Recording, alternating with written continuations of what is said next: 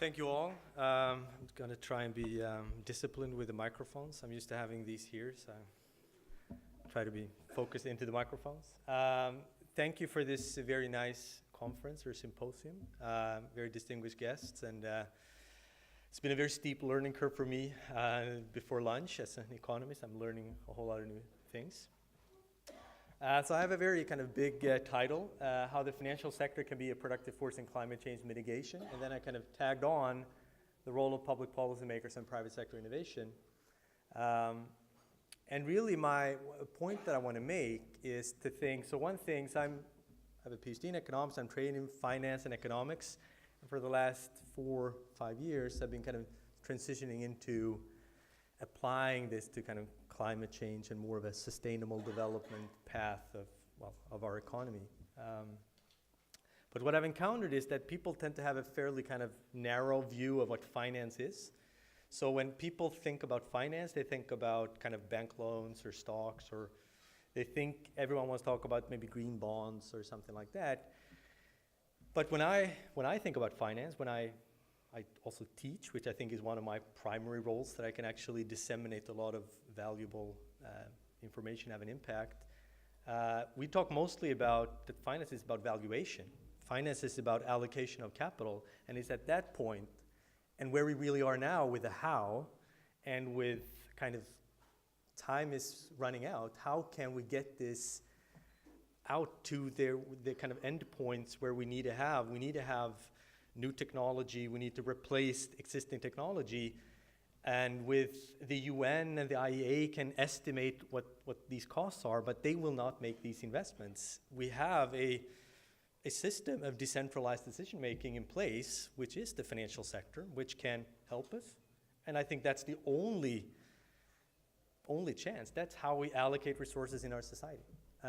And I'm going to talk about this very broadly, but really I want to think about, maybe this is obvious to all of you in here, but my experience when I've been invited to talk about finance in these contexts is that there's a very narrow view that you kind of tag on finance when you already have an idea, but finances tend to be on the kind of right-hand side of the balance sheet, but talk about the liabilities, but finance is mostly, when you teach a course in finance, about the asset side. How do you value things? And we are consistently kind of valuing things strangely because we're not really bringing in the climate impact or the environmental impact, which have been noted a few times before lunch. We have a pricing issue. We're not pricing this correctly. So let's see how this works. So, and this is, again, kind of building off of my own experiences, that you kind of have a too narrow view of finance, and often, which I think is a very important source of innovation, a very important source of kind of a new market in finance, which is sustainable finance, but that's more of a new market in finance. But what we have here is a structural problem. We have, and I think this is one way of showing climate change is obviously a structural issue. And with this, I think this is telling. This is Earth Overshoot Day, which is the day of the year where we have consumed, kind of essentially calculating how much resources we can kind of sustainably use for 1 year, and that date is now August 1st. So on August 1st, we are kind of borrowing from the future, essentially.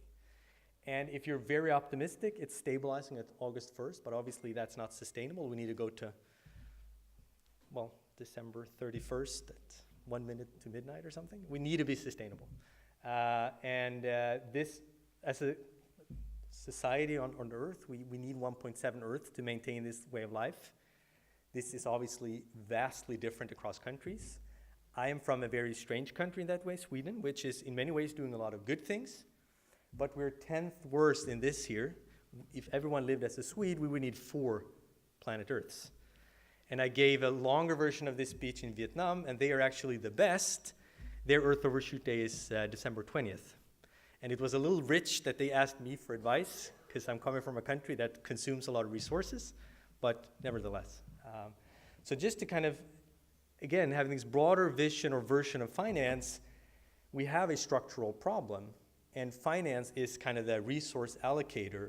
I mean, the financial sector is what's allocating resources in our society in this very efficient system called the market system, which in my view, it kind of enables decentralized decision making, but something is not really working. And to quote Nicholas Stern from his, the American Economic Review version of his report, that greenhouse gas emissions are externalities and represent the biggest market failure the world has ever seen. And that's economics language for, I don't know, but that's economics language for we have a pricing system that kind of, if you come up with a good or service, you essentially kind of feel out what are consumers willing to pay. You don't have to factor in, well, what's going to happen with the environment or what's going to happen to our planet at large, because that's not being priced. And we have gone about, if you saw that graph, for very many years not pricing that. And in that sense, you can say that the financial sector is a part of the problem because it's enabled this. But in my view, it's responding to price signals. And it's doing its job. But that is, from a kind of environmental point of view, not very helpful. And when I talk about and say finance and the financial sector, it's not just external kind of bonds or stocks. That kind of gets into the whole way of kind of how companies make decisions. I mean, when a company internally makes a decision, it's about figuring out kind of cash flow generation of this asset and how it becomes profitable. And then again, you have the financial sector in on that decision. So really thinking about what we have is potentially in the financial sector, you can easily say that that's a problem, but I would put it completely different. That is our only solution. And if we just get the pricing right, we have a very efficient machine that can really help this and really channel this in the right direction. And I asked this question. I should say this is a very kind of shortened version of a longer presentation. So I'm going to be very kind of brief on the kind of this very big question. How can we alter the decision-making process in current and future corporations? That's a big question. It's a very big question. And what I've said here, so finance, which I've said now, I kind of opened up with longer than I expected, that finance is about amounts, not necessarily about amounts of capital. It's about how to allocate the capital. Because you always hear this thing that, well, one of the speakers before lunch said, well, if you think about the projection from the IEA, we need 800 billions of investments. Well, relative to global GDP, that's nothing. But how is this going to get to the designated place? How is this going to get to Bangladesh or the best company to kind of create the new innovation that we need? That's through capital allocation and just having the right signals in the system. So back to that question. Well, then I got things. So this is super. This I'm not going to do too much. This is an equation. I'm going to quiz you later on the equation. No. This is just to say. I mean, essentially, when I give the Finance 101 lecture, it boils down to one equation, and that's that equation. Essentially, any kind of capital budgeting decision boils down to one equation. And it's about you have an asset. That could be that you're going to invest in a stock, you're going to invest in a new project. It could be a new technology for this sake, or oil kind of investing in some oil platform. It's just about figuring out what are the cash flows associated with this particular asset and that's the CF, and what are the risks associated with this cash flow. Those are the two. I mean, finance is super easy. That's really what it's all about. And when you teach this course, it's essentially just have the students compute what's called the net present value. That is, if this thing here comes back net positive, that's a signal to invest. And that is, obviously, I'm simplifying a little bit here, but that's what we teach the students. And that's essentially how decision-making, how investments around the world is being conducted, both from within a corporation and from an investor point of view, if you invest in financial assets or then in real assets in a company. Which means that we can go very wrong here if the price signals are wrong.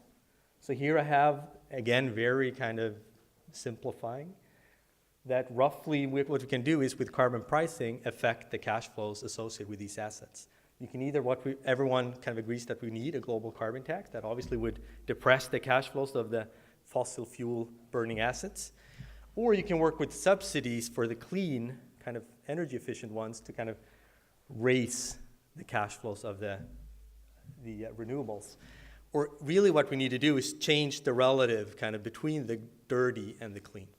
If that's with a tax or on the dirty, which is the fossil fuel, or it's with a subsidy for the clean. And a lot of that is what, again, we talked briefly about here today, that's outside the financial sector. These pricing signals are hard to kind of, the broad signals that kind of has led us in this direction is that we are not kind of, you privatize the gains from this, but you kind of socialize these market failures, that you socialize the negative effects with air pollution or emissions or whatnot. Risk, obviously, is a great thing here. I mean, if we, with more transparency and working with, well, ESG and CSR and all these kind of more sustainable finance aspects, if you get the risk down, which I think it is going down in terms of investing in renewables and all of that, that's obviously going to price in projects, but it's the relative between the dirty and the clean that's going to matter. And I'm going to skip that in the interest of time. And again, when I was in Vietnam talking about this, so we're really not doing this. And I think talking about a global carbon tax, which is, I think theoretically everything that would be very good, but implementing that is super hard, obviously, have countries decide on that. But currently, I mean, if you just look at really what in Vietnam and in many other countries is the elephant in the room is all these subsidies for fossil fuel around the world, in particular to coal. And depending on, so we have, effectively, we don't have even a zero global carbon, we have a negative carbon tax because we have all these subsidies. You're actually taking kind of money from society and subsidizing into the fossil fuel industry. That's effectively what's taking place. And depending on measurement, if you really just count the direct measurements, about 300 billion globally. This, again, very different across countries. Fossil fuel producing countries subsidize a whole lot more than others. Up till 5 trillion per year globally. That's a group of IMF researchers that really compute down to like the cost to healthcare of local air pollution, and that should be associated with the social cost of carbon. Yeah, that's the final. Just put that in respect to the carbon tax revenues, it's a little under 30 billion. And I just think that this broader thinking around the role of the financial sector, it is our way out. If we can just tweak this correctly, I think bringing the fossil fuel subsidies higher up, and just that should be like when you go to a country and address human rights, you also address fossil fuel. This is a political issue, and this just has to stop. And probably the worst thing we can subsidize ever, that is fossil fuel. And I will stop there.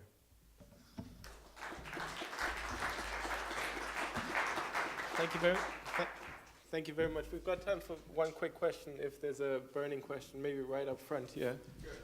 The formula you had up there for the net present value had different discount rates for the different years in the future. How do you estimate the R2, R3, et cetera? Well, that's, I guess, then a typo. I didn't mean that. That was more of a... Oh. So, no, I don't have different discount rates. That was just an example. Great. Well, thank you so very much, especially for putting a spotlight on the fossil fuel subsidies and the need to shift that financial equation. Moving right along, we're going to invite Rebecca Thomas to come and join us up here. Rebecca's an associate at Arabesque, and she's going to be looking at climate change and digital solutions. We're looking forward to that.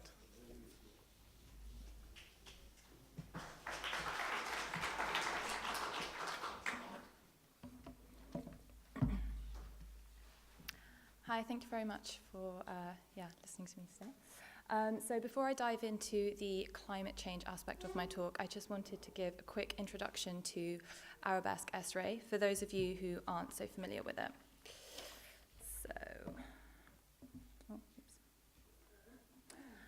So Arabesque is an asset management firm that was founded in 2013. The mission statement of Arabesque is to make sustainable finance available to all.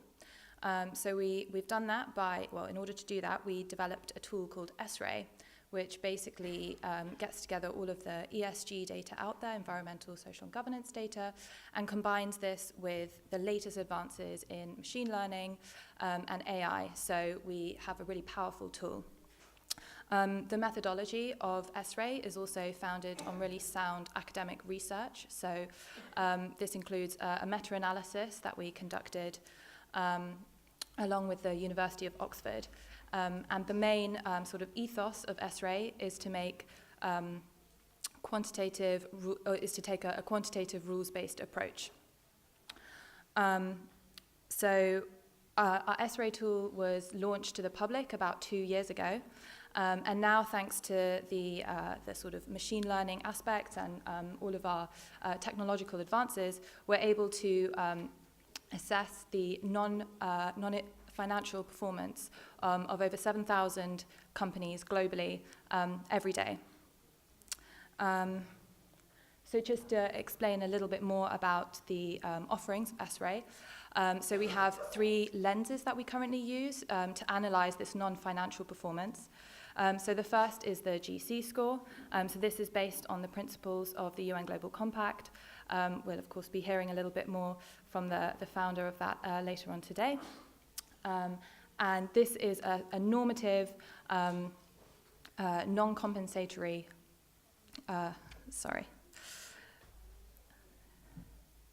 this is a normative non-compensatory score. So it's based on the 4 principles of the Global Compact. So that's human rights, labor rights, environment, and anti-corruption. Our second score is our ESG score. So this is based on environmental, social, and governance data, and it's a sector-specific material score. So this basically means that we look at over 250 ESG metrics to generate our score, and finally, we have our preferences filter, which essentially lets asset managers filter out companies that don't align with their principles, and essentially acts as a screening tool for certain aspects. So just to give you a quick snapshot of what our scores look like, so you can see it's a dynamic, daily changing score. These are just 2 examples of what you can see on our website, and you can take a look there if you want any more information. So that's currently what we offer, and we've recently turned our focus towards the challenge of climate change. So applying the SRAE approach to the challenge of climate change, we want to take, again, a quantitative rules-based approach to this. We have the example of, at a national level, of the Paris Agreement.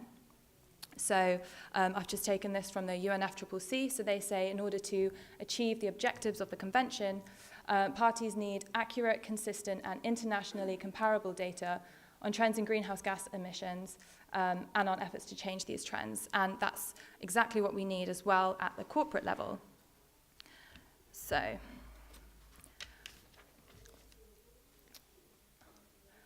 just as well to give you a little bit of context, obviously we've heard a lot about the impact of corporates on climate change. So the Carbon Majors report showed that publicly listed companies were responsible for at least 20% of global emissions in 2015. We heard earlier that this has now risen to approximately a third. We also know that every sector will be affected by climate change. But the minority of companies are actually acknowledging climate change as a financial risk in their reports. So you can see there's a big challenge for us to have the data availability, the data quality, and also to simplify the complexity of climate science to actually make it useful for investors.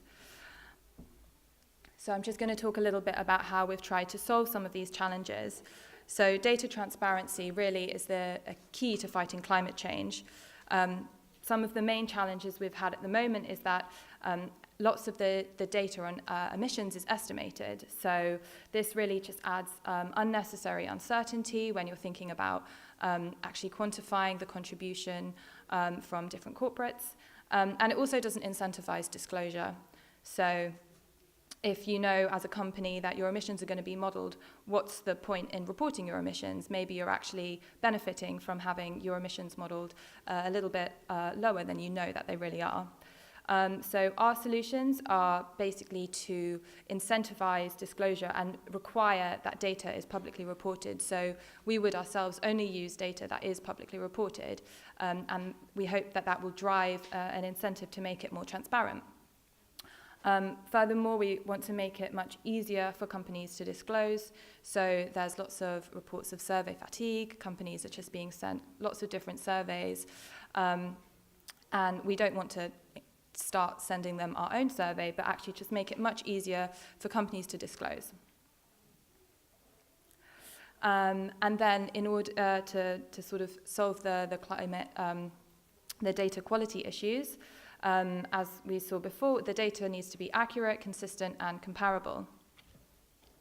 And so one of the key issues here is that emissions data is not often split up into the different scopes when it is reported. Sometimes it's reported as an intensity, and there's a whole variety of things that are missing from the actual reporting of emissions. Furthermore, we've heard lots about the targets. Earlier there was the discussion about the Science-Based Targets Initiative as well. But quite often companies will just say that they have a target to reduce their emissions by a certain amount, and it's really hard to actually compare that to what's required and to other companies and across different sectors. So our solutions here really are to require companies, as well as reporting publicly, they should report their emissions following the Greenhouse Gas Protocol, and also to encourage broader adoption of common targets like the Science-Based Targets Initiative. And then bringing all of that together, we're sort of working on more automated data collection. So if we know that all the companies are reporting following the Greenhouse Gas Protocol and they're reporting publicly, this allows for us to actually be able to gather all of the data much more simply. And then the real challenge is to be able to use that data. So that's really where the interesting part should be. It shouldn't be trying to encourage the companies to just disclose their emissions. And then finally, trying to simplify the complexity of climate science. So once you have all your fantastic data, you need an output that asset managers and other companies can actually use. So the metric needs to be really easy to use and to integrate. And it needs to also be integratable across different sectors.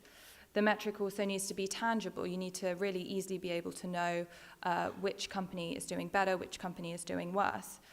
Just by looking at it without having any prior knowledge of climate science. And it also needs to be meaningful. You actually want to know from the metric that you get out, is this company on a 2-degree target, for example? Is this company doing well? And it also needs to have a sort of material impact, so you can actually understand what that company is doing just by seeing this metric. And that's it from me. Thank you very much.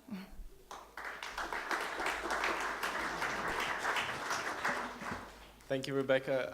We're open for questions, really looking at using data, big data, to help assess investment flows in companies that are doing the right thing. So any questions from the audience?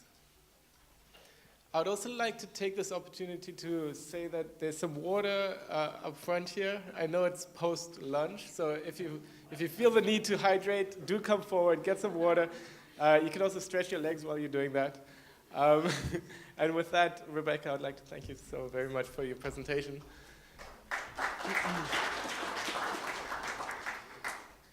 So moving right along, we've got Herman Bril. Herman, can you come join us up front here?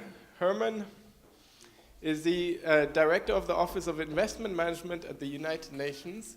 You've got a large portfolio under your fingers, and we'd be very interested in learning a little bit more on how you're helping the UN shift their pension investments. Thank you. Thank you for the kind introduction. Thank you also for the distinguished host. It's my first time joining this forum here in Venice, and it's a great honor to be here. I'm representing the asset owners. Normally, I only speak to my own tribe, the finance people, right? And I'm at panels and speaking slots with finance people. But I think it's really good to have a conference where I invite also different tribes, and tribes from the corporate sector, companies, but also academics and NGOs. And I think it's really important to have actually conversations and dialogues between different tribes. Because what we all do is we have conversations within our tribe, and we're all sort of like-minded, nodding, and everything is great.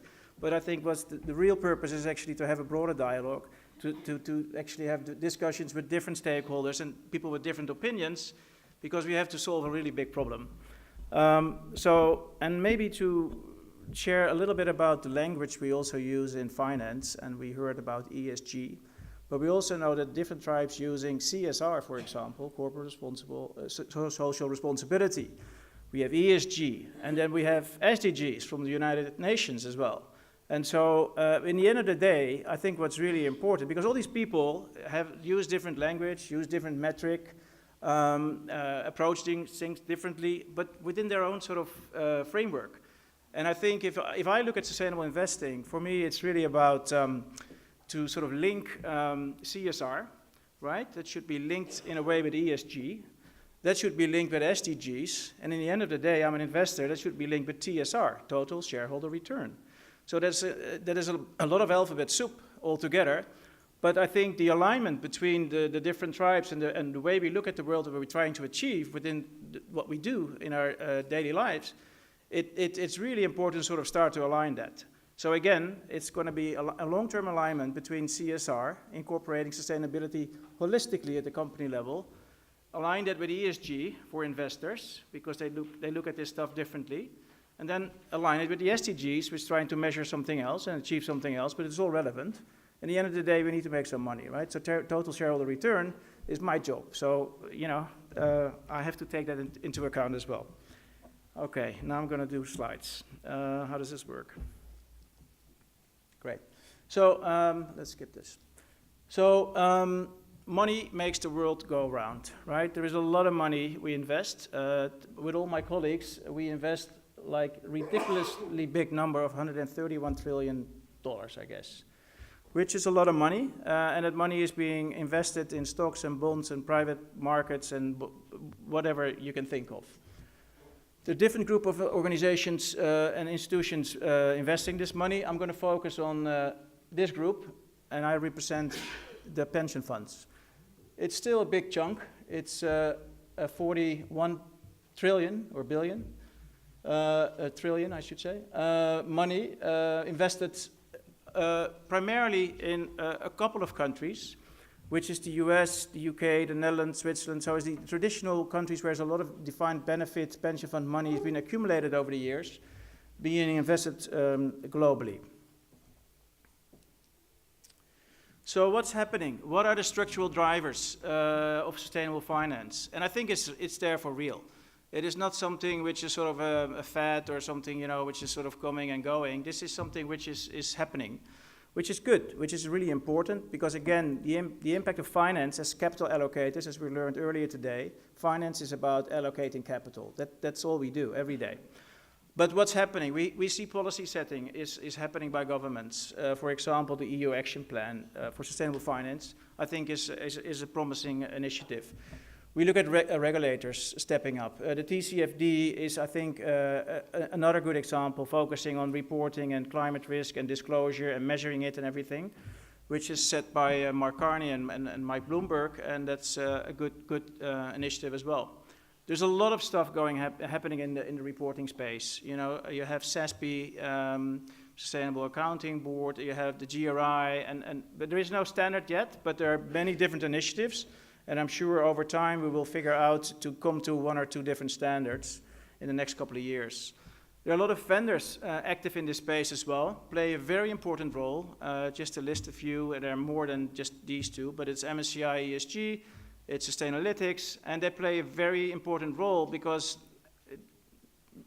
reporting is not mandatory yet. So these vendors help sort of drive the process of transparency, and I think they've done a good job in doing that. We've seen the Sustainable Stock Exchange Initiative, so the stock exchanges are sort of stepping up as well. And I think a game changer for me was really to hear this year, or actually last year, and this year as well, both Moody's, S&P, and Fitch are incorporating ratings, incorporating ESG in their rating methodology. I think that is a step change. This is really an acknowledgement by the mainstream organizations, the three key credit rating organizations incorporating ESG in their ratings is a big thing. Civil society, you know, the UN, many others are very active pushing this agenda forward. But also members of pension funds, our stakeholders. We basically invest the money of our stakeholders, you know, the participants of the pension funds.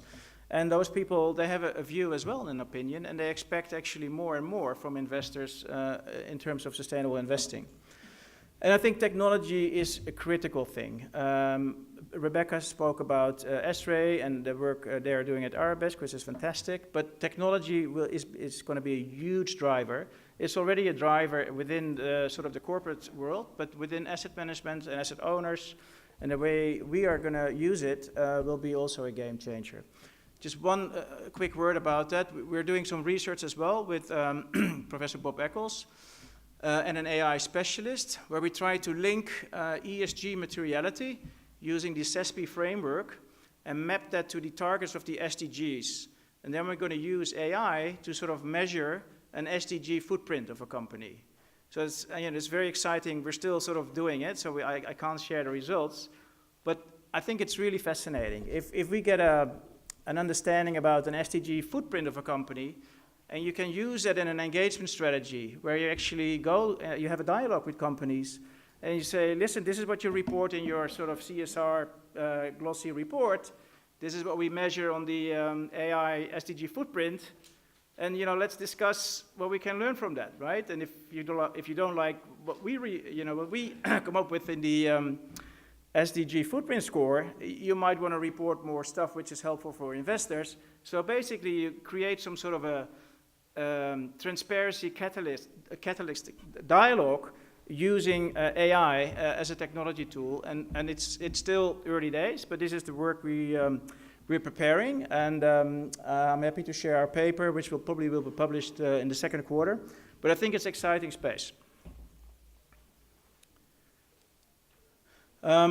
This is also very promising. PRI, the UN PRI, the sister organization of the UN Global Compact, is a really successful NGO. They have quite a few of signatories now, which are asset owners and asset managers and investment consultants. Over the years, build it up and representing almost 80 trillion now. And it's a great movement. And it shows you that there's a lot of interest from investors to think about ESG and what to do about it. And it's growing strongly. Okay, what does it take for asset owners? In other words, what are the organizational requirements to get into this space? Because it's not so easy. And although it might sound very intuitive for this public, I can tell you that there is another public out there looking very different at all this stuff and are not convinced yet. So it's a step-by-step process. It's a journey. And I think, so the picture is from the TCFD way representing what you need to implement around governance, strategy, risk management, and metrics and targets. But I think what's really important as well for organizations, it starts really with leadership. And I think the leadership at the top is, if you don't have leadership at the top, you know, it's not going to happen. Nothing is going to happen, actually. And it's also really important to have a culture in the organization which starts to embrace it and discuss this and being open-minded about big problems we face within society and the fact that you have to play a role in that. So I would actually expand the TCFD sort of picture with a few other elements, which is leadership and culture, but also what are your investment beliefs? You know, when I went to school and I learned that formula which was presented, and was very impressed, and then I went to the real world and became a derivative trader. And I learned a few more things about financial markets. But the whole thing about efficient markets and everything is a nice theory, but the reality is much more complex. And there's much more to learn, to explore. Because if everything was priced in, you know, the markets would do their work already. And so clearly, we're not there yet, right? So there is, but so in other words, how do you formulate and articulate your investment beliefs? Really important. Because if you don't have clear investment beliefs, it's going to be really hard to tackle this stuff. And actually that needs to be translated into your investment policy. And then with a casual one word is implementation, but that's really the hard part. Implementing it is really difficult. and requires the entire organization, people, systems, tools, what have you, and it's hard work. What can we do as asset owners? Well, first of all, and that is really important to understand as well, we are bounded by fiduciary responsibility. So we're not in philanthropy. We're not Rockefeller or Ford Foundation. We are pension fund managers, and we made one promise to our stakeholders. We're going to pay your pension when you retire. That's my only promise, right? And so it's really important to understand that institutional asset owners, they are bounded by fiduciary responsibility.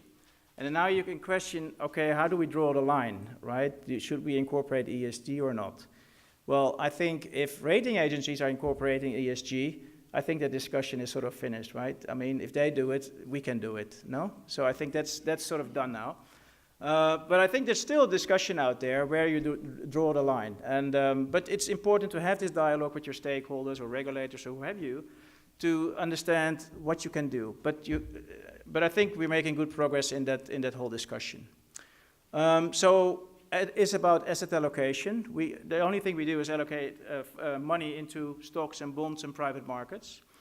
It's about theme investing. You can invest in green bonds, renewables, infrastructure, low carbon ETFs, and a whole range of products and instruments you can use for sustainable investing. It's also about ESG integration in your investment decision-making process. Really important. PRI is actually published a very helpful guide and recommendations how you can do that for asset owners and asset managers. Another thing is, are you a passive investor or are you an active investor? Or basically, so are you buying the benchmark, passive, or are you an active investor? If you are a passive investor, you basically buy the universe. And so the only thing you can do is engagement, right? You can have dialogue with companies, stewardship, you can vote, you can use the proxy voting. But if you're an active investor, you can overweight or underweight a security level, which I call soft divestment. Or actually, some people do that in the entire industry, and they divest from coal, oil, and gas. But there are a lot of different ways to sort of overweight and underweight, and I think that relates also to your investment beliefs and the values of the company you represent. Engagement, very effective, very important to have a dialogue with companies. Very time-consuming, very expensive. You have some issues around free riders, people who just, they don't contribute, but they actually benefit from other people who do engagement. So how do you deal with that? There is also coordinated engagement, Climate Action 100+, very successful. I think one of the announcements from our friends from BP and Shell and some other companies, I think it's fair to say that the pressure also from from shareholders played a role in this process, which is good. As long as it's a constructive, professional dialogue in terms of how we can create win-win for both companies and shareholders and society. So engagement is really important. And then we have the reporting angle. I think it's also how we report on this stuff and with our communication with our stakeholders is important. And so we are planning to publish our first sustainable investing report at the end of this quarter. So if you want to keep a look on our website, it will be there hopefully within a month or so. So those are really the impact levers for asset owners, and it's the more you use them, the more effective you become. If you can only pick one, that's a good start too, but it's actually, the net effect is compounding. If you use all the different levers, you're going to be more effective in your sustainable investing than you use one thing. I need to wrap up, right? I'm going to skip quite a few slides then. Okay, I'm not going to talk about energy mix. I'm going to say one thing about this slide. It's really economics is driving the energy transition. And so if we push down the price for solar and wind, it's gonna really grow the market, and you can see that the expectations went up every single year, that we're doing better than we thought. So I think that's quite promising. Convergence, I don't have time to talk about this, but I think what's really connecting the whole move to decarbonization is that we start ramping up a fleet of EV cars. Electric vehicles will actually also function as a sort of a battery to store energy while it's not being used overnight. And I think that's part of the puzzle to solve the whole thing, which is called convergence, but I'm afraid I don't have time to talk about this a lot. One thing to wrap up, which is about carbon footprinting measurement. And so there's a lot of discussion over the last couple of years about companies reporting their carbon footprint, which is fine. But I think from an investor perspective, you want to look forward, right? You want to see what is the transition risk of a company instead of what is their current footprint today, because that is, in a way, it's backward looking, and it's not telling you a whole lot. So we signed up with a company who is specialized in climate analytics, helping us with modeling and scenario analysis to look forward, to look at what is the transition risk of a company if you look at climate simulations.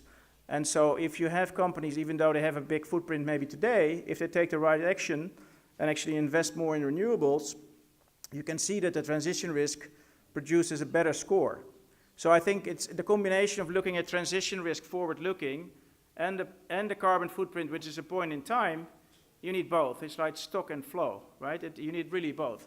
And so we are trying to sort of implement now in our approach, the forward-looking approach, because in the end of the day, if I have a low carbon footprint portfolio, that's all great, but somebody else is owning the high carbon footprint shares.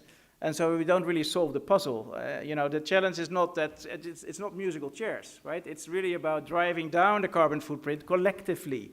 So you have to invest in companies who are making the transition.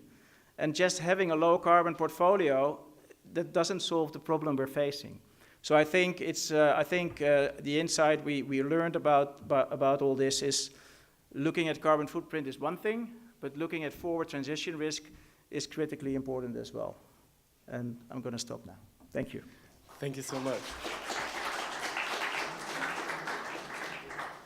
And just picking up on that forward look from this, from this morning, we also learned very much that the companies that are putting forward a ambitious plan and aligning themselves with the science-based targets are the ones that are seeing benefits and are seeing the investment flows. Yep. So do we have any questions from the audience? We've got one in the middle and then one up front, and we'll take those two. Hi, Jan Piotrowski from The Economist. I arrived a bit late, but I have a question about the transition risk.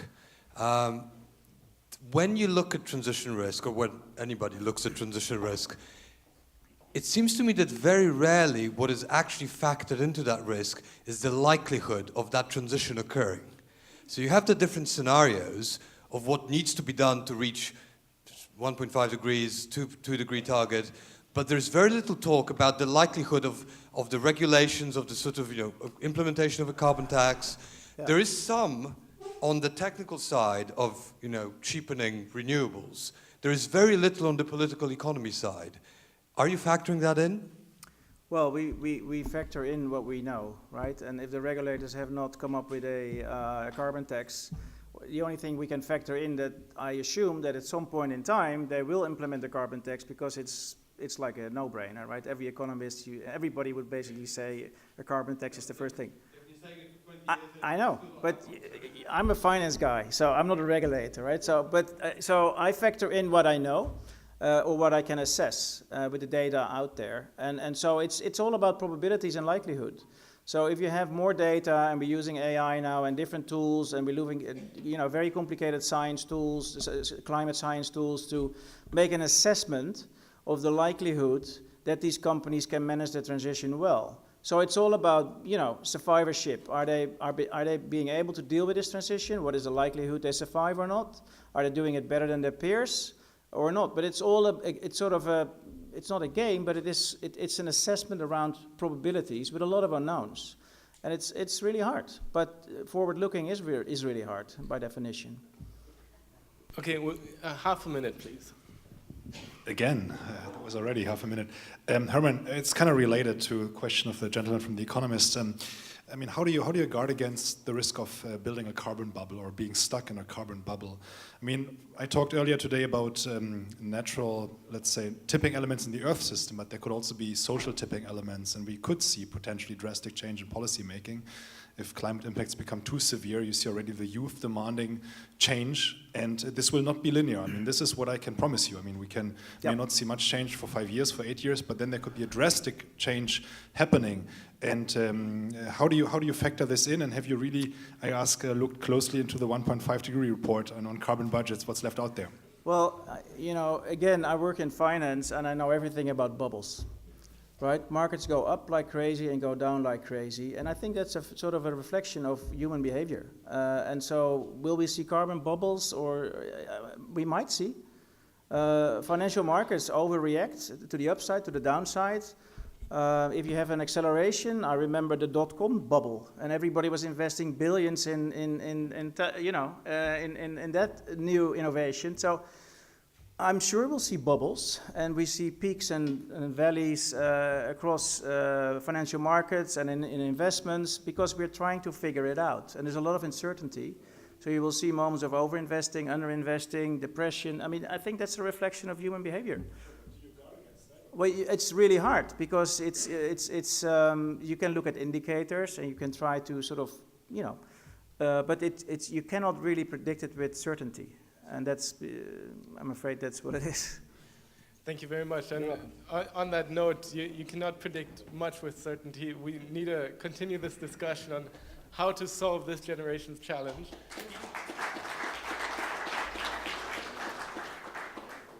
So next up, I'd like to call to the stage Leo Burke. Leo Burke is professor at the University of Notre Dame. He's also the director for the Climate Investing Initiative there.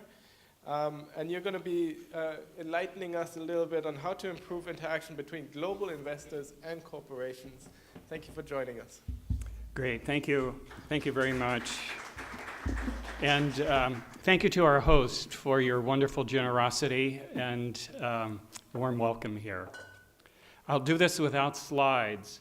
I just want to basically share a case study, an ongoing case study with you about how to build trust between the energy sector and the investing community.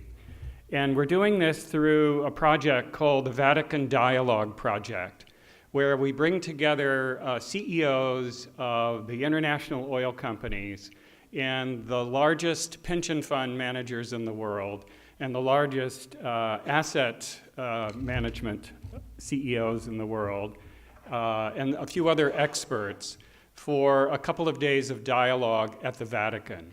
And the backdrop is the encyclical of Pope Francis, Laudato Si, that focuses on the environment.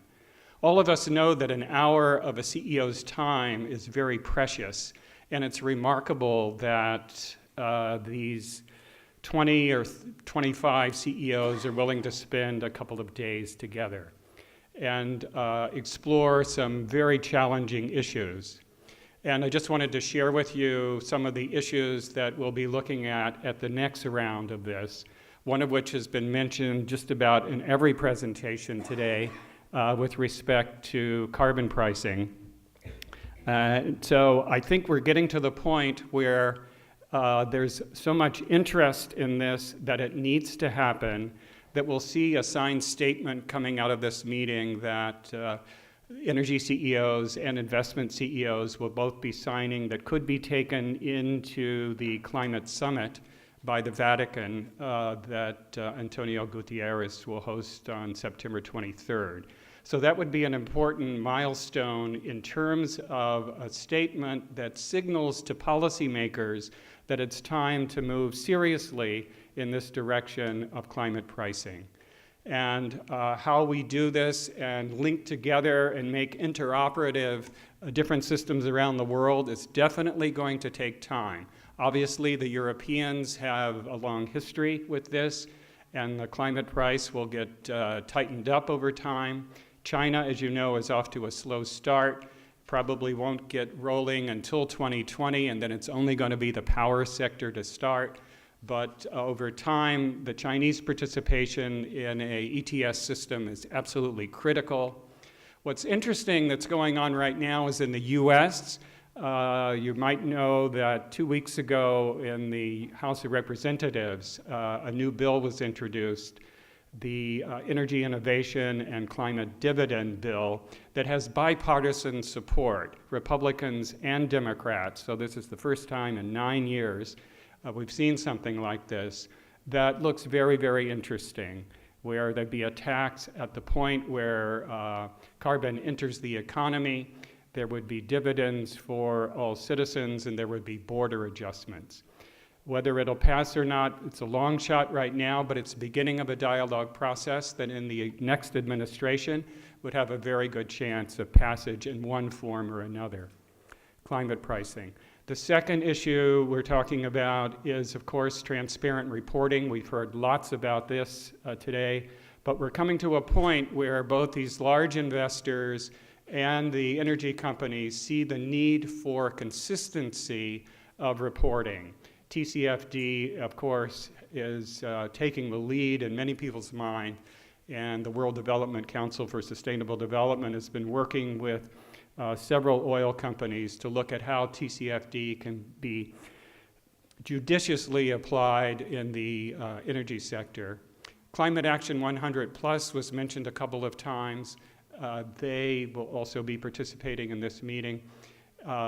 It's really interesting to see what's going on. This is an umbrella group, has about $34 trillion assets under management, and as Herman just mentioned, folks from various organizations in this umbrella were critical in some of the dialogues, and we've seen some of the breakthroughs. So Paul mentioned the breakthrough at BP, which is very, very significant, the breakthrough we've seen at Shell, and now there are other shareholder resolutions, for instance, at Exxon's next meeting.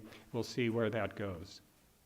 The third area is a very difficult area. It's around just transition. How do we create a just transition as called for in the preamble, actually, of the Paris Agreement? And how do we finance this? How do we anticipate what's going to be required? So it was mentioned a couple of times, the German decision by 2038 to phase out coal altogether, but there's a 40 billion euro price tag on that presumably the taxpayers will have to pay up. And so as we look at issues of just transition around the world, we're talking trillions of dollars if we're going to adequately compensate people whose jobs are being dislocated. The important thing, I think it's more important than the content topics that I'd just like to share, and I'll wrap up with this, is the tone and perspective with which these CEOs are participating. There's really, if we think about it, the Earth is an inherent unity. You can't build a wall high enough to keep out the other guy's carbon. And so it's in the spirit of understanding the inherent vulnerability that we all have together that we have to explore what are some of the new solutions. First of all, what are the uninspected assumptions that keep the current situation in place? What are we doing to prevent unleashing the changes that are required? And then how do we open ourselves to the possibility that there are new modes of collaboration and cooperation that we actually haven't seen yet? What would it take to bring those to the foreground? Because we all know something new is absolutely required in order to make our way through this forest. And then how do we work as the Pope who participates in the meeting, he doesn't sit in like, all of us, but asked, how can you be a leadership group that can work on behalf of the totality of humanity? So in addition to managing your enterprise, how can you use the leadership talents that you have for the benefit of all? And so it's a really interesting process that people are willing to engage with humility, vulnerability, curiosity, and a lot of energy. So we'll move ahead as best we can, and I wanted you to be aware of what's going on and appreciate the opportunity to share. Thank you. Thank you. Let's just see if there's a question. I think what really stood out is this moral imperative that you touched upon. And with the Pope's Laudato Si as a guiding text and narrative, our program, the Connect for Climate program, has worked quite a lot with the Vatican around that. And that is the key for true leadership. So any comments or questions around this idea of shifting leadership and making it a moral imperative, I'd like to open it to the floor. If there are none, I think we can move right along. Okay, very good. Thank you for your intervention. And so we're really digging deep into this whole space of finance, climate finance, investment to shift the global transition. So next up, I'd like to call on Sagarika Chatterjee. You might have to reintroduce yourself. But she's the Director of Climate Change Principles for Responsible Investment. Thank you for joining us, and you'll be talking a little bit about investors' action today.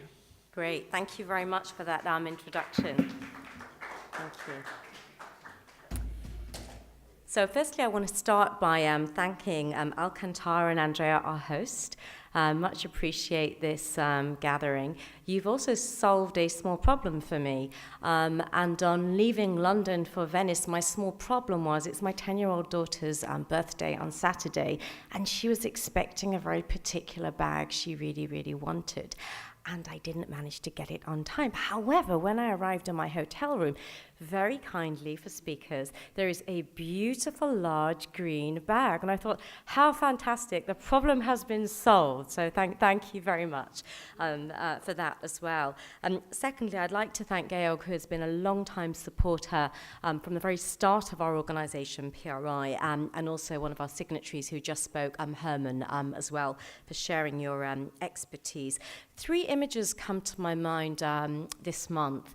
The first is from Davos and the World Economic Forum's Global Risks Report, which many of you may have seen, and every year they publish that chart, and it looks at different risks by likelihood and impact. And you'll remember the top risk was extreme weather events. The second image that's really in my mind is one from Australia and Queensland, the flooding.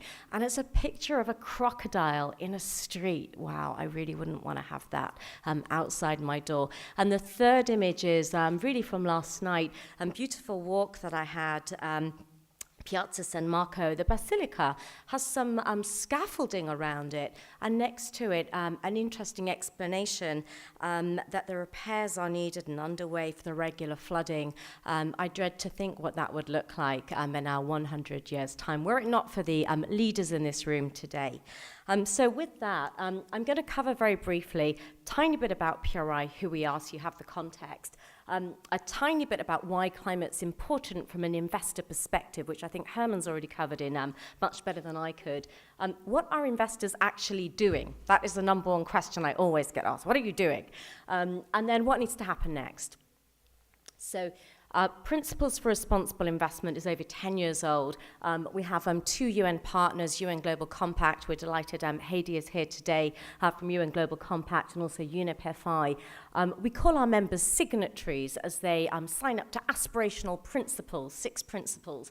And altogether we have 2,200 signatories that are investors on the whole. And together they represent over 82 trillion US dollars in assets under management. So really diverse. And they're in over 50 countries around the world. So what are the main questions investors have today on climate change? There's 4 questions that come to us all the time, no matter which market we're in, pretty much, but with some nuances. And the first is, will my portfolio actually be affected? The second is, okay, yes, when's that going to hit? The third is, how can I identify the new market opportunities? And the fourth is, what are my peers doing that I could learn from and do more of? So just a tiny bit on why climate is important for investors. Everyone here is very familiar with the IPCC report. It's been referenced several times today. And I think the key point from an investor's perspective is that the changes that are needed for 1.5 will be across sectors, not just the oil and gas sector, who we've heard from today, not just autos, but all sectors. And there are opportunities and risks across all asset classes and across many markets. So this is not a risk that investors can simplify very easily. The two types of risks, I think Herman covered a bit on transition risks, in other words, the risks relating to transitioning to a low carbon economy, but the other type of risk that I think also got mentioned today by the Potsdam Institute is the physical risks that are becoming very material already for investors. And then on investment needs, there's been different figures that have been used today. Total capital reallocation needed of 26 trillion US dollars. There are other figures out there that you will have seen as well. So let's just get to what are investors doing? And I was going to cover this example of CalSTA as one of our large investors, but I think Herman's already given a very practical and in-depth example of one of our signatories. So I want to turn instead to cooperative initiatives investors are using. So the Investor Agenda is a cooperative industry-wide platform that's been developed, and it was launched at the Global Climate Action Summit hosted by California then Governor Jerry Brown in September 2018. And in this, we really tried to give a bit of a framework for what investors can do. So today, this platform has got participants in each of these areas, and they include actions around investment, corporate engagement, investor disclosure, and policy advocacy. Just turning then to reallocation, where are we? Well, the good news is we have started. The not so great news is we have about 1 trillion that our signatories self-report to us as invested in low carbon. As you can imagine, as an initiative that has over 80 trillion US dollars in assets under management, and knowing what we do about climate, we would really like to see this figure going up, and we've been working with our signatories on what are the barriers. Another point I wanted to mention is the recent investor momentum that there's been around the social issues that Leo just touched on. So we've just published this guide that's out. I haven't brought hard copies, but it's available online.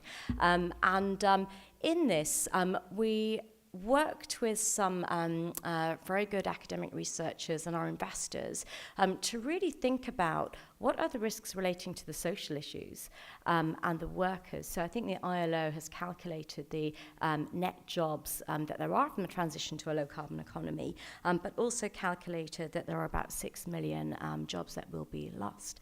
And we all know the science is very influential. However, what stops many politicians from taking action is a very real fact about jobs, and what jobs will be the quality jobs, who will they go to in this low carbon transition. So with this in mind, we've developed some guidance with our investors on how they can think about just transition involving workers and communities to be part of a new growth story. And we've also had strong investor support for just transition, with over 5 trillion in US dollars in assets under management, saying we are going to support the just transition.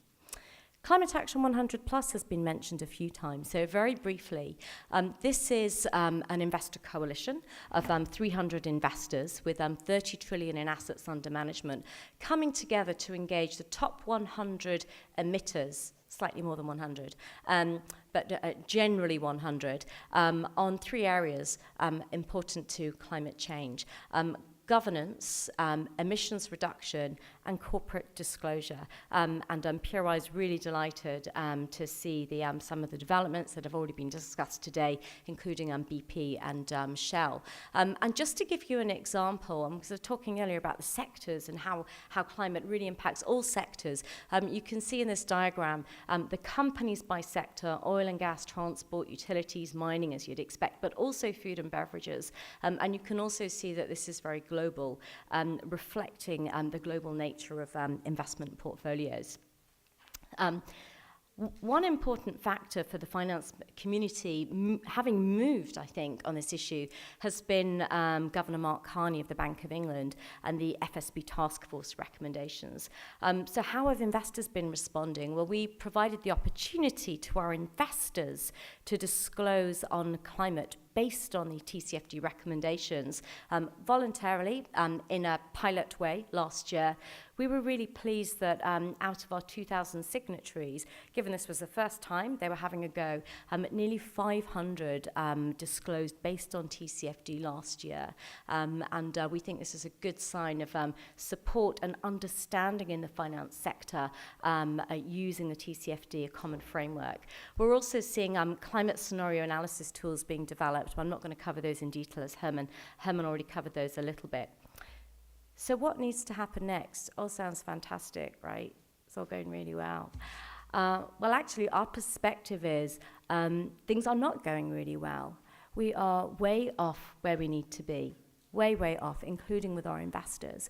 And our CEO, Fiona Reynolds, at our annual conference, which was in September of this year in California, the same time as Governor Jerry Brown's Climate Action Summit I mentioned, gave a very stark message to our investors that they really need to step up to face the challenge that's at hand. And I'm going to talk very briefly about a perspective we're calling the inevitable policy response. How am I doing time-wise? All right, very good. So we asked our investors at our conference, what scenario do you expect? What do you think is going to happen? Is technology going to save us? Has Elon Musk got all the answers? Do you expect, orderly transition? Are you going to see climate breakdown? Or are you going to see a disorderly policy response? Where you can see from this, there's some real optimists. 5% said we're going to have an orderly transition. Great, fantastic, really pleased for them. However, 63% of our attendees, and this was a plenary session, so over 1,000 investors from around the world gathered together, said, we expect to see a disorderly policy response. So we launched a paper at the same time that we did that plenary poll, which was interesting, and it's called the Inevitable Policy Response Act Now. And the thesis is really simple. The thesis is that the longer the delay in climate policy action, the more forceful and urgent the policy response will be. And what we're seeing now is that not enough action has been taken. There is not enough government ambition. Within our own sector, we are candid. We don't believe there is enough ambition amongst our investors. Therefore, our sense and perspective is that by 2025, governments will have to put on the emergency brakes. We don't know how this is going to play out, but our feeling is this will be disruptive. So, why, when, what, how? And we published a series of papers, why the world's not on track. And the 6 other drivers we see are, on the positive side, the falling costs of technology, which we expect will converge in some markets with policy decisions. The need for certainty by stakeholders. We've heard today about companies calling increasingly for a carbon price, and Leo mentioned the potential developments at the forthcoming Vatican meeting. We're seeing civil society unease at the weather trends. I mentioned the crocodiles in Queensland. Doesn't sound like fun. The climate science research into impacts and the security issues. I think we've got a problem today with migration. Wait and see what happens. When would it happen? Well, we know the Paris Agreement cycle, and in 2025, the third round of country pledges will need to be submitted. We think that's a strong candidate, although if there is action before that, that would be very welcome and less disruptive. So what forceful policies are needed? And there's 4 broad streams. I'm running short of time, so I won't go too detailed into this, but they're around a steep rise in carbon prices, regulation and standards, incentivizing clean technology and energy, and nature-based solutions, CCS, all going to be increasingly important. And our message from this to our investors and to you is not, okay, wait, 2025, you've got ages, just wait for the disruptive policy transition. Actually, our message is act now, because the later and greater the gap, the more the volatility. So we would like to see policymakers adopting the forceful policies by 2025, much earlier. We see the opportunities, and BP described some of them today very articulately, on innovating in clean technologies, and we need our investors to adapt their strategies. I think there was a very good question earlier on carbon pricing from the gentleman from The Economist, which was about, how's this all going to play out? How do you look at this for investors? So we're planning on doing some more work on this at PRI. We're developing our thinking, the Inevitable Policy Response Act now, into a work program that we think will be very useful to our investors, incorporating a model, practical guidance on what investors should do next, and an investor outreach program. And we look forward to updating you on the outcomes from that maybe next year. Thank you.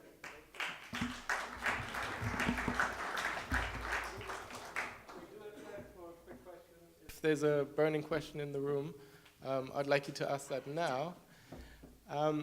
Maybe a quick question from me. So investments to solve climate change are very much around decarbonization. How are you advising the investment community to ensure that the carbon mitigation aspect is front and central in their investment decision? Yeah, very, very good question. So right now, it's not. And to be completely honest with you, I think what the global investment industry still needs is more of a wake-up call around this, particularly around the urgency. So I was talking earlier, I think, with you about how can we get the IPCC's messages really out to the investment community in a language that they understand. At the same time, I think much more work is needed on the adaptation side. So if we're only at the start of our journey on climate scenario analysis, tools and transition risk, we have a lot more to do on physical risk and adaptation. We're looking forward to the outcomes of the Global Adaptation Commission's findings to see how we can use those. Great, thank you very much for your inspiration. We do actually have a quick question in the very back of the room. I have a quick question, Yeah, you and can take it from here. we don't need artificial intelligence, but only common sense. We say now, we say how, but who is against a change now? Who wants to avoid the change? And I think everybody who is invested in assets which will be sunken assets if the change is very fast, are risking to lose a lot of money. And for that reason, I think they are against your now, against our as fast as possible. So what do you think we can do to help all this owner of these assets and to help all these companies to be ready and to be willing to act now? Yeah, sure. So I'd also welcome Herman kind of adding your perspective on this. But it seems to me that asset owners have a really key role to play sitting where they do in the investment chain. Active ownership and collaborative investor engagement with companies like Climate Action 100+, which brings together investors that have common holdings to really focus on where they can make a difference in the emissions reduction. The top 100 companies could play a very impactful role, bearing in mind that is a 5-year initiative, and change cannot happen overnight, even though it does need to happen faster than it is right now. I think the second area is having our investors much more aware of the opportunities and some of the tipping points that are happening in renewable energy, as that really gets people thinking. That's not the full answer. Decarbonization is needed. However, I was talking earlier today with one of our entrepreneurs that's here about how fast the technology costs are really falling. Being able to translate that and convert it into investment opportunities will be very important. Still, if you're invested in fossil fuels, for example, in transportation of oil or gas or whatever, in pipelines, then you lose a lot of money. And for all the people that are here, there is one perfect concept of the World Future Council, and they propose a climate bailout. And whoever is interested, I can send you this concept. Thank you very much. Thank you. Thank you, and that is a very crucial part of the discussion, which I think we really should address more tomorrow, we're already seeing this question of the just transition manifesting itself in France, where you're having demonstrations around the rising fuel costs. Yeah, stranded assets. Herman, would you want to actually add a few words on this? Because it is an interesting one. Well, let me share. I think it's, of course, first of all, nobody likes change in general, right? People always find it difficult to change. And that's number one. So it's about governments need to change, companies need to change, investors need to change, and consumers need to change. We all need to change. And also, I think it's fair to say that if you look at society now and the whole economy and companies and where people work, it's all wired around the fossil industry and energy, which helped us to progress tremendously over the last couple of 100 years. So this is not flipping a switch, right? This is I call it a transition. And so the question is, how fast can we transist? And who is going to play the role? And I think we all have a role to play there. Thank you. Thank you. So we really do all have a role to play there. And I'd like to invite Georg Kell to come to the stage. He's a name that probably most of you know. Georg is the chairman of Arabesque, but also really well known for founding and being the former director of the UN Global Compact. Yeah, thank you. I've not prepared necessarily a presentation, and like you, I have listened to so many great insights and figures. So what I thought I'd do just in a few minutes, which is intermediate stock taking, is share a little bit kind of my own perspective on this agenda, where we have been working on for so many years, like many of you here, and we are torn between optimism, keeping the hope alive and showing the opportunities, but also pessimism creeping in, and we saw some of the projections or possibilities of the future. So I want to step back a little bit and challenge all of us in terms of mindset. I think two fundamental things are happening in the world because of climate, but not only because of climate, and that is that public and private interests increasingly overlap. It's a very fundamental development that is happening almost everywhere. And that means that traditional roles of responsibilities, you should do that, we should do that, are increasingly no longer valid. Collaboration is increasingly required, and collaboration is increasingly difficult in many parts of the world, but there's no way around. We have to work together, public and private. Behind it, I believe, are three big irreversible trends that are shaping the world overall. One is clearly technology. Its progress is irreversible, and digitalization opens up whole new opportunities for redefining purpose and where do we want to go. So it gives us an opportunity for stepping back and reconsidering again, what is the purpose, where do we want to go? It's both a threat, but it's also an enormous opportunity. And Rebecca highlighted some of the practical applications already, but I think it's a systemic issue across all industries, sectors, societies. The second one is obviously the environmental constraints, climate change. It's humanity's biggest challenge. We have never experienced it before in that way. We all have to learn, and nobody has a single recipe, but we know we have to move together, as Herman just said. It doesn't add much, but we should be mindful of that. It's easy to point the finger at one actor and say, you have to change, or what's coming out of the tailpipes of the cars is the only problem. No, it's not true. It's everything we do. It's how we live, what we eat, how we dress. So we have to be aware of it's a societal big challenge. And the third one is governance changes. We didn't talk much about it today, but policy frameworks shape markets.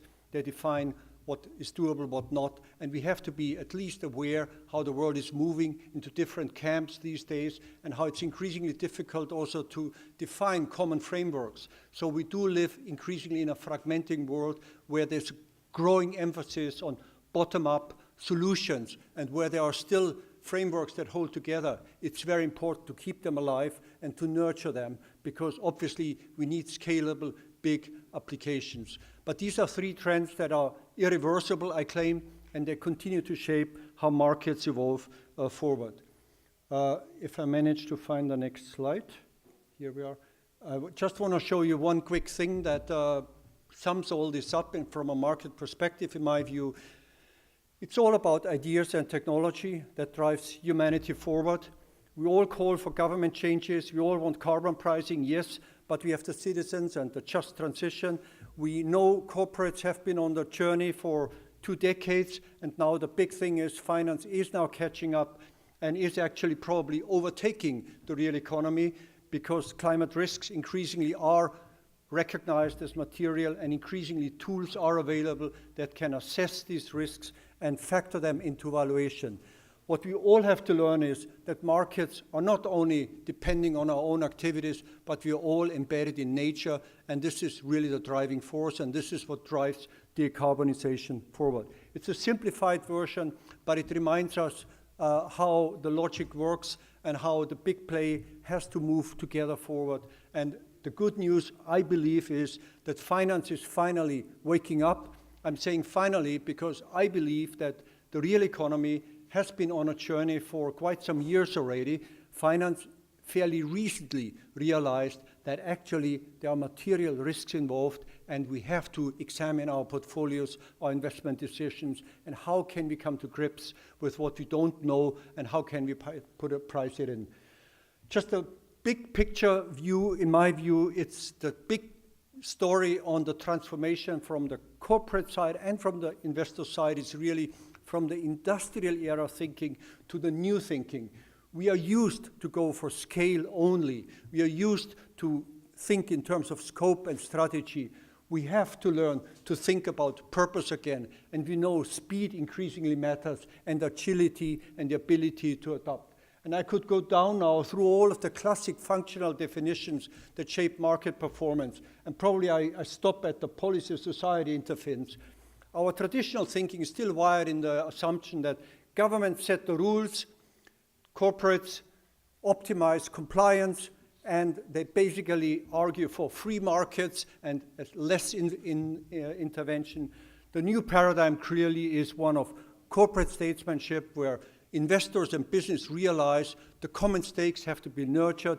Smart regulation actually is a way forward.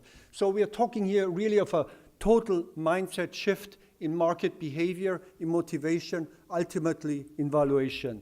And we see many of the parts happening already in many sectors, part of them technology-driven, part of them localized, not yet on a scale big enough to have a global impact, but it is about moving away from the industrial era thinking to a future-fit thinking, where we live with clean energy, where we redefine purpose that is motivating, stimulating, that is creating new opportunities, and not only sees the downsides of it. Just a little point, Lord Stern last year reminded us about the enormous opportunity on infrastructure investment. And the figures are really encouraging. 5 trillion at least would be needed every year to build a future-fit infrastructure system for humanity. And just yesterday in the Wall Street Journal was a great review of the coast states on the northeast of the Atlantic in the US and Florida, how policymakers are now mobilizing billions for fortifying seawalls because they realize they want to protect their property. So how do we raise the money? So it's happening already, but it's happening localized in small scale. Now, the good news on the investor side is that with big data, you can increasingly see who is more future fit and who is less future fit. And the good news is also there's a correlation, by the way, between good ethical performance based on universal principles of the Global Compact and materiality as defined by SASB and what investors traditionally look at. So it basically says companies which are responsible and forward-looking on average are better equipped for the future. And this is a very encouraging sign because it feeds into the change agenda of the corporate side that is already on the way, and it will reinforce it because it shows that the financial benefits associated with it are increasingly growing.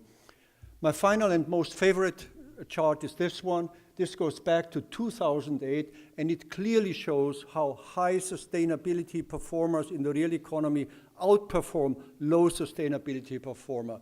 And this kind of empirical evidence is now going around the financial world. already $26 trillion of asset under management are somehow aligned with environmental, social governance factors. It basically means the evaluation conceptualization is changing. And it means a huge relocation of capital away from low to better performers. It means an acceleration of the transformation. So the building blocks are already there.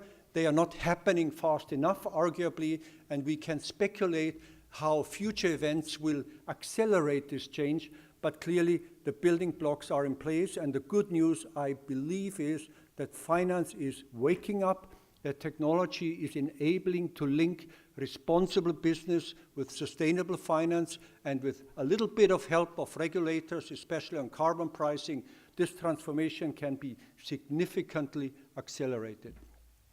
Sometimes I'm also very negative, like some of my friends here, and one can also think through about likely occurrences in the near future that will provoke major reactions of a social nature, of a policy response. I do believe that despite the fact that climate change, of course, is the ultimate global challenge, the impact still is always localized. That means we will have to face localized, concentrated, high-impact events with appropriate social and policy responses. And these kind of events will clearly accelerate that thinking.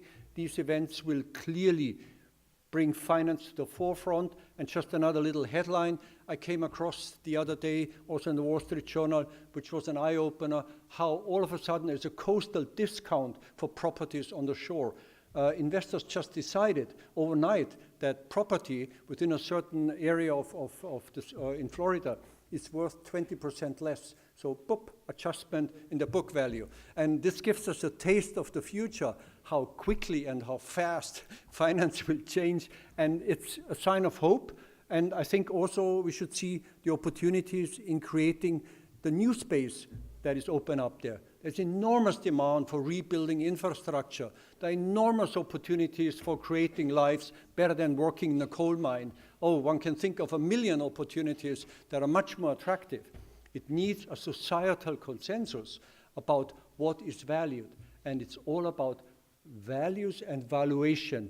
And as the risks and opportunities are increasingly integrated into the discounting formula, as this is happening through smart tools, through scenario planning and related, we see this shift happening very fast. It will not be linear, but with a bit of luck, it will respond to local incidences and accelerate across the board. So there's also reason to be optimistic. Thank you very much.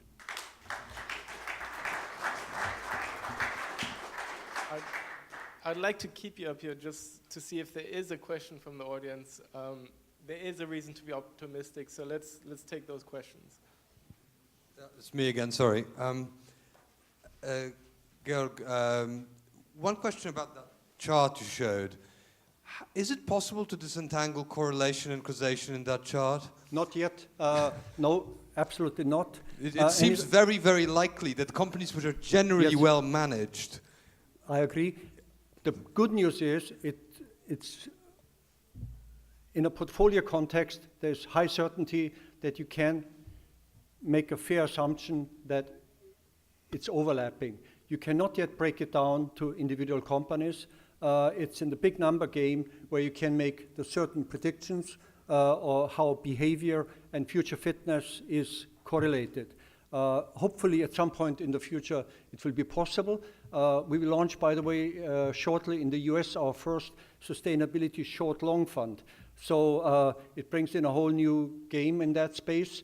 And I believe the more demand there is from the investor side to better understand the science behind it and the demand for easy tools to apply it, the more self-accelerating it will be.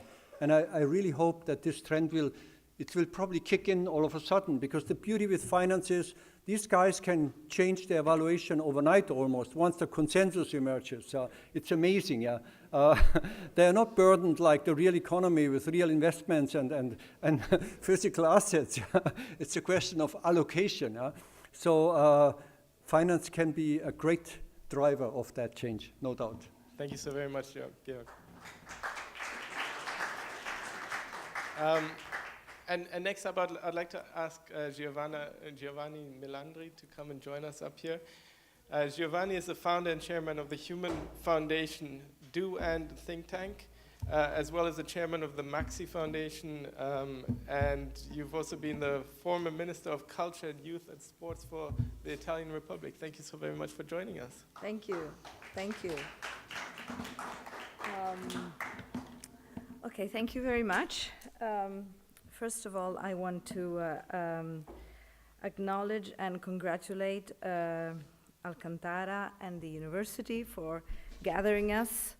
I think it's very important to be convened here 1 year after the other and see the progress of this discussion, this global discussion. I had prepared, as all of you, some slides, but I think I'm going to go without them because I feel that after this very interesting panel, maybe I'll just use some of the numbers, but what I would like to stress is, and also I want to go back to, many of you were here last year, the presentation that I offered you last year, trying to connect the issue of climate change and the investments driven for decarbonization and the overall picture of this world movement on social impact investment. Because as the journalist from The Economist was saying before, asking the pricing in question, I think that in fact, the pricing in issue is not totally there yet in the market, not only for climate change as itself, as taking as a single issue, but in generally speaking, looking at the social effects and the, well, you can call it just transition or social transition that is connected with the climate issue. So, the good news I want to bring to this meeting and looking at what has happened in the last year is that this movement for impact investment, which is a true, I would say, well, it's a movement within the capitalist market and capitalist forces probably to save themselves. I remember last year remembering that the idea behind impact investment, I don't want to go through the terminology with you, you're all aware of it, but is that in fact the pricing system and the invisible hand of the market is not sufficient. We need that the report that was issued by the G7 Task Force on Social Impact Investment was called the invisible heart of markets, which is necessary to add to the automatic functioning of the financial market. So let's see what are the aims, and I also want to stress two issues. I'm going to go okay. First of all, I want to give you this picture and to show you how much this movement for social impact investment is spreading. Many of you are aware of it. Many of you are part of this movement. But I think that it's very important, and I want to sort of touch on some of the issues that were touched before, that asset managers, that family offices are joining the crowd in this discussion. The Global Steering Group for Social Impact Investment has an annual meeting. This year it was held in Delhi, and it was very interesting because for the first time the sort of social impact platform was connected to the climate platform. The keynote speaker to that impact summit was Al Gore, and I will go into one of the proposals that the Global Steering Group is defining as a challenge. First of all, it's a question of how much can this market grow? And I don't want to be but I do have some controversies, controversial thoughts to what I heard until now, this afternoon, because I think responsible investments, well, they're not enough anymore. We need to shift to and put at the center of our consciousness and also of our investment decisions, the impact, which is different. It's not just the ethical, and we want to measure impact.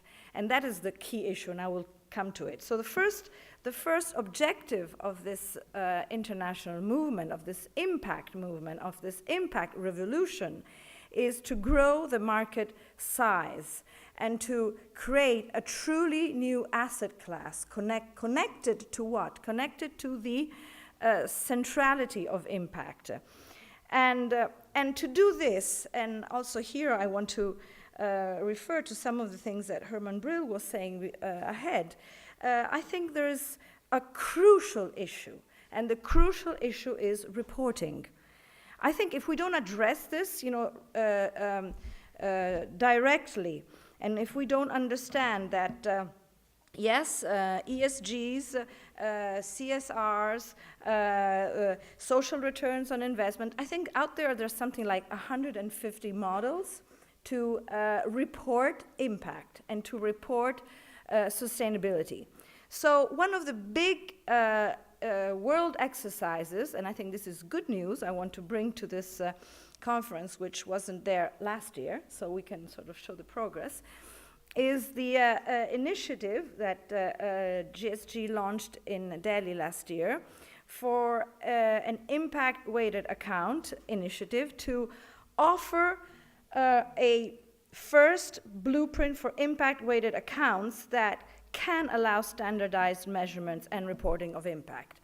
I think this is this initiative is chaired by George Serafeim from Harvard, and it's connected with it was launched at the Delhi conference by the Global Steering Group for Impact Investment, together with the UN and the Global Management Initiative.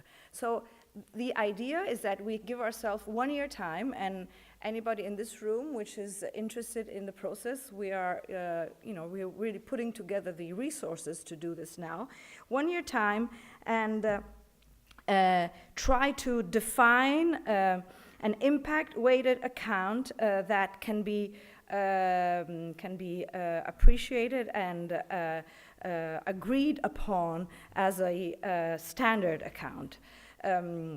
I think this is probably one of the most crucial things that came out of the conference, and this also can enable direct comparison between financial accounts and impact-weighted financial accounts, and see where the difference lies, because some of what we now call financial accounts, I would love to have the reaction of people from the financial markets on this, can be called sustainable, but do they have an internalized weighted account to provide transparency for positive and negative externalities? And looking at not only the climate issue, again, I'm sort of shifting this conversation slightly on a broader area than only climate, because climate and social issues. Okay, Mike, I guess I'm running out of time, so I really do want to touch, though, on on the other tool that the global movement for impact investment is looking at as one of the tools that are needed to develop this. So many people here today obviously talked about the regulatory part of this exercise. We need regulation, we need price policies, we need public finance. We need public finance to be driven into the area. Now, the outcome fund structure and the idea that you can target results be it in the climate sphere or in a social sphere, or to mitigate migration and poverty issues. An outcome fund has a target, and I think this is what is really crucially a breakthrough in the conversation today. And the ambition of the Global Steering Group is to facilitate and to help grow very ambitious outcome funds. And in Delhi, one of these outcome funds was launched by Al Gore and David Blood, who participated at the summit, and they and other investors committed to create a climate change outcome fund, which I think it's a very interesting exercise, because what we want to see is create a return on investment which is connected to the decarbonization in this case. Other times, in other cases, in other areas, we can have return on investment connected with social returns. But this idea, which has stemmed out of the exercise that the Global Steering Group has produced on a global scale, is to match the outcome fund pay-by-results scheme of the impact investment structure to the climate issue. So I think I really wanted to contribute to this afternoon's conference, saying that from 1 year ago, this sort of convergence in using the tools and the schemes of impact investment for climate wasn't still there, and I think we can now see some advancements in that. Thank you very much. Thank you, Giovanna. If we could have a few questions before we break for the coffee. I think what really struck me was that impact investing goes way beyond decarbonization, but also to the social and poverty alleviation aspects. Absolutely. And it's really exciting to see that there is this kind of trend and this uptake. So we've got a question. And when you measure outcomes, you're measuring outcomes throughout the line. You're measuring environmental, climate, social, ethical, if possible, outcomes overall. So I think this is a real. Let me just read you briefly to answer to react to your point. A chart was released. Let me find it. Here it is.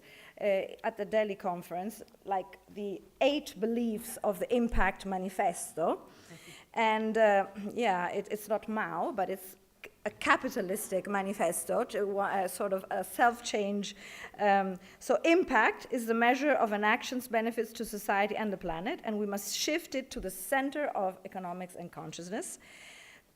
2, when weighing business and investment decision, we must adopt a new paradigm of risk, return, and impact.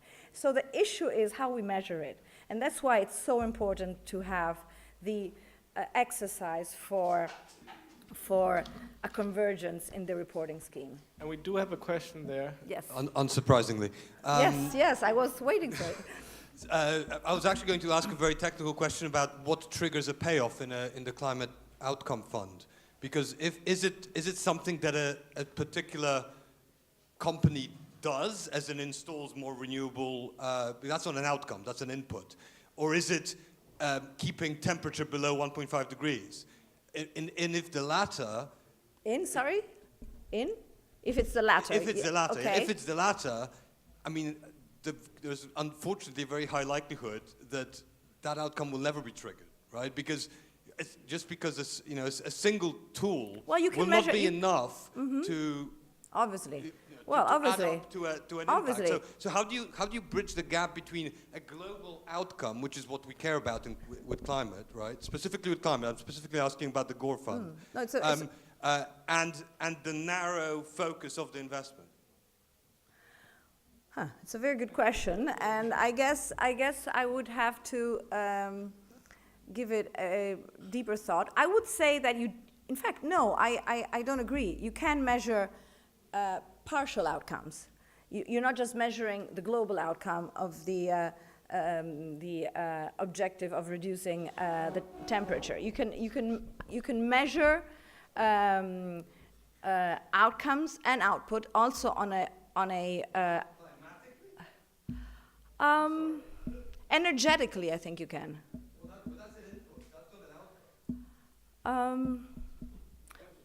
I'll talk to you through coffee, and we have another panel to discuss this, but I think it's possible. I mean, I get your point. I mean, it's obviously easier if you have a pay-by-results scheme on a social issue, obviously.